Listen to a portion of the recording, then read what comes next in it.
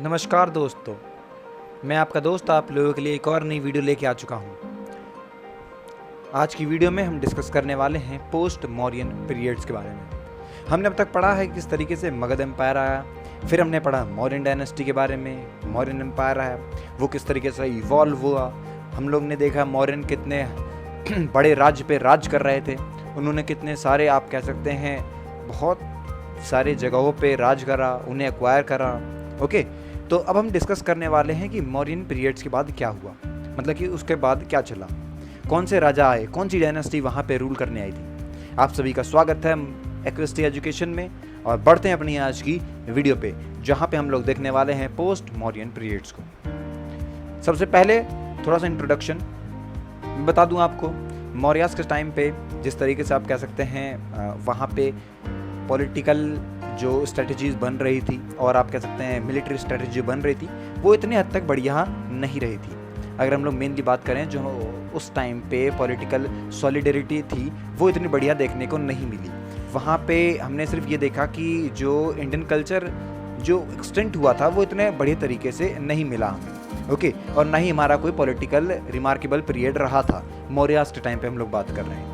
उसके बाद बताना चाहूँगा, काफ़ी सारे इन्वेजन हुए, काफ़ी सारे इन्वेड हुए, फॉरेनर आए, इन्वेड करा उन्होंने हमारी सोसाइटी पे, और अपने अपने आप कह सकते हैं इन्फिल्ट्रेटर्स लगाए वहाँ पे, और हमारी डेवलपमेंट को रोकने की काफ़ी सारे आप कह सकते हैं बाधाएं वहाँ पे हमें देखने को मिली। और हमें अपना जो कल्चर है वहाँ पे मजबूत रखने के लिए this period prove the strength of Indian culture and society to withstand invasions. मतलब कि इन्वेजन्स होते गए लेकिन हमारा कल्चर काफ़ी बढ़िया तरीके से सामने देखने को मिला।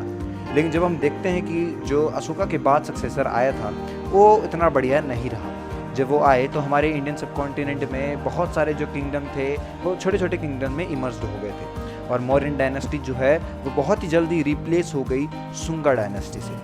ओके दोस्तों, तो ये था कुछ बातें जो अगली डायनेस्टी, मतलब कि मौर्यन के बाद कोई डायनेस्टी आए और मौर्यन के बीते हुए डायनेस्टी के बीच में जो बातें देखने को मिली, या फिर किस वजह से मौर्यास की डायनेस्टी आप कह सकते हैं रिप्लेस हुई थी, वो ये कुछ वजहें आपके सामने देखने को मिलती हैं। अब पढ़ते हैं थोड़ा सा सुंगा डायनेस्टी के बारे में। आखिर ये जो डायनेस्टी हमें सामने आने को मिली, इसके क्या थे। सबसे पहले इसके फाउंडर जो कि वो थे आपके पुष्यमित्र सुंगा।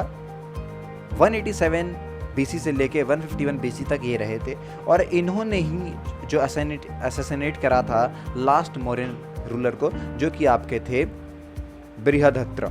ओके, जो अब फिर मानते हैं आप लोग जैसे कि जिन्होंने हराया वो फिर कैप्चर कर लेते हैं उनकी सीट को, मतलब उनकी जो थ्रोन है उसको कैप्चर कर लिया था। ओके, इस तरीके से आप कह सकते हैं मौर्यन एम्पायर डिसइंटीग्रेट हो गया था। अगर हम लोग पुष्यमित्र के बारे में बात करें, उनकी डेथ के बाद जो अगला आप कह सकते हैं रूलर आए थे वो उनके बेटे थे, जो कि थे अग्निमित्र, और उन्होंने एक्वायर करा था विदर्भा एरिया को, मतलब कॉन्करर कर लिया था उन्होंने विदर्भा एरिया को। और जो लास्ट रूलर रहे थे सुंगा डायनेस्टी के, वो 9th रूलर रहे थे और देवाभूति रूलर थे। ओके, जिनका मर्डर उनके ही मिनिस्टर वासुदेवा कन्वा ने कर दिया, और जिसके बाद शुरू हो जाता है आपका कन्वा डायनेस्टी। ओके, समझ में आ गया कौन थे ये वासुदेव कन्वा। कन्वा डायनेस्टी फाउंड करी गई, जैसे बताया मैंने, वासुदेव कन्वा के द्वारा। इसमें काफ़ी सारे ब्राह्मण थे। This dynasty was Brahmin in caste, believed to be descendants of Rishi Kanva. मतलब कि ऋषि कन्वा के बारे में बहुत ज़्यादा वो मानते थे उन्हें, इसीलिए जो ये ब्राह्मण रहा था, पूरा जो आप कह सकते हैं किंगडम जो डायनेस्टी रही थी ये ब्राह्मण के अंतर्गत रही थी। वासुदेवा कन्वा के टाइम पे काफ़ी सारे आप कह सकते हैं रिड्यूस्ड हुए उनके एक्सटेंट में, मतलब उनके एक्सटेंट में बहुत सारे रिडक्शन हमें देखने को मिलता है। और not much is known about the rulers of this dynasty. The last king of Kanvas was Susarman. बस ऐसा हुआ, कुछ ज़्यादा बढ़िया आप कह सकते हैं इस डायनेस्टी ने कुछ करा नहीं था। बस आप कह सकते हैं कि सुंगा डायनेस्टी ख़त्म हुआ और कन्वा डायनेस्टी आई, तो इस तरह ही रहा, और ज़्यादा कुछ इनके टाइम पे हुआ नहीं था। ब्राह्मण को पूछते थे ये लोग, ये बातें आप लोग ध्यान रख सकते हैं, ऐसा कुछ खास हुआ नहीं। पर इंपॉर्टेंट बात जहाँ पे आती है वो आती है किसकी, सतवाहनास डायनेस्टी पे। आप मान सकते हैं हमारी साउथ इंडिया, जो साउथ इंडिया रहा है उसमें बहुत ही ज़्यादा आप मान सकते हैं इनका नाम रहा है। डिक्लाइन जब हुआ मौर्यन एम्पायर का डेक्कन में, तो सतवाहनास ने उनकी पॉलिटिकल प्रोमिनेंट में मिडिल में, मतलब कह सकते हैं जो हमारा मिडिल पार्ट है वहाँ पे अपना आप कह सकते हैं रूल करा था। They were the most important native successors of Mauryas. Okay, Gautami Putra Satakarni, ये बहुत ही बड़े greatest of the Satavahanas ruler रहे थे। इन पे बहुत सारी आप कह सकते हैं मूवीज़ शोज़ बन चुके हैं, जो कि आप कह सकते हैं गौतमी पुत्र सतकर्मी बहुत अच्छे रूलर रहे थे। ये 1st सेंचुरी AD में इन्होंने रूल करा था। ओके, और इन्होंने जो अपना सतवाना जो रूल है उसे बहुत दूर तक एक्सटेंड करा था by defeating the Shaka ruler, जो कि नहापाना रहे थे वेस्टर्न इंडिया में भी। बहुत बढ़िया तरीके से रूल इन्होंने करा था। और साथ ही साथ जो किंगडम रहा था गौतमीपुत्र सतकर्मी का, वो रिवर कृष्णा के साउथ तक रहा था, और आप कह सकते हैं नॉर्थ में जो गोदावरी रिवर थी उस तक इन्होंने अपने जो रूल है वहाँ तक रूल करा था।